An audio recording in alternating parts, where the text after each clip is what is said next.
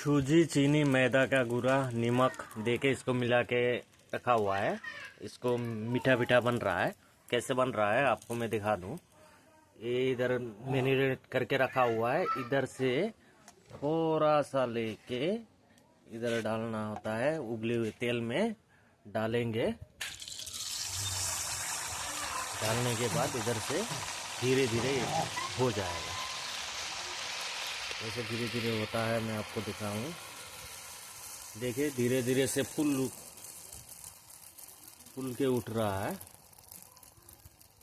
ये देखिए धीरे धीरे करके फूल के उठा है। और इसको अभी दूसरी तरफ करके देंगे तो पहले तरफ से ये फूला हुआ है, दूसरी तरफ से भी ये फूल के उठेगा।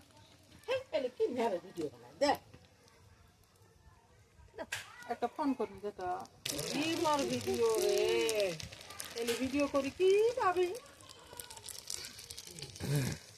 না কি পাবো রান্না বাড়া ভিডিও দেয় না না ওগুলো দিবে না দেয় আমার খাওয়া বস্তু মেন করে দিবি কিন্তু কাঁচা থাকবো দেয় না আর করবি না দেয় ভিডিও থাক তোর ভিডিও না করছে हो गया। হয়েছে